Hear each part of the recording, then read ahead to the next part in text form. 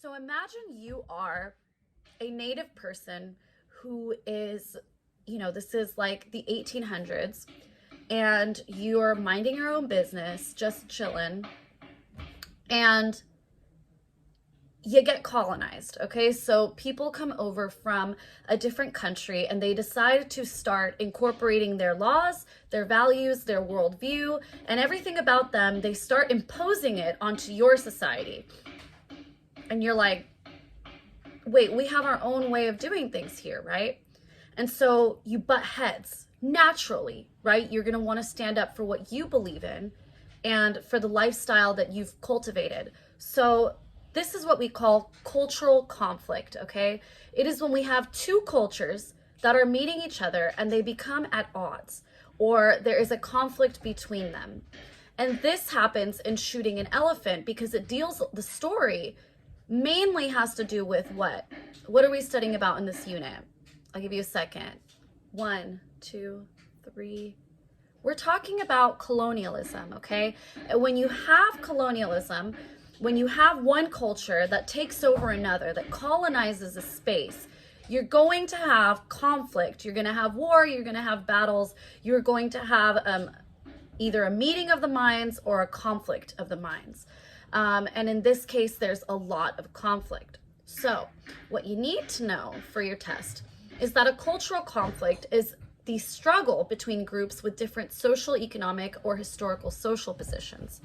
So you're going to see this come up a lot in Shooting an Elephant, okay? Because we're dealing with a guy who is part of essentially what is a police force in Burma. He's taking over Burma. And he clashes with the natives there in a lot of ways. And he hates himself for it, right? And it becomes ironic how much he hates his job and what he represents to those people. And you will find out how, not yet. Okay? So these misunderstandings of cultural conflict they lead to irony. They're often ironic. In particular, they often display situational irony, right? Which is the contradiction between what actually happens and what people expect to happen. So keep that definition in your mind. Situational irony is not one of the easiest concepts in literature, right? But if you sort of water it down to this definition, okay?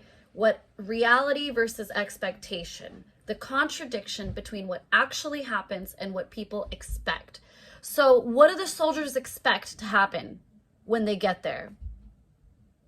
Maybe they expect to have total dominion, right? Okay, everyone's going to bow down to us and we're going to win. Does that happen? Absolutely not. It is a total myth that Native people did not fight for. They definitely did not take that line down. They definitely fought for their rights. So that was an expectation of theirs, which they're not going to get.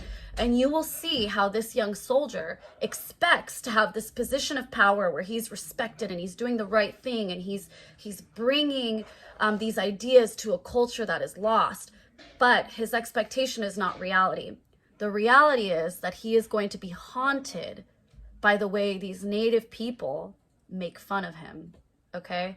And that is going to be the basis or the plot of our story. And it will lead to the shooting of the elephant, which I'm not going to reveal much about right now. Okay. So next, in the next slide, I am going to be reading paragraphs 1, 2, I believe... 1, 2, sorry. Yep. Paragraphs 1 to 6. They're not the longest paragraphs. Okay.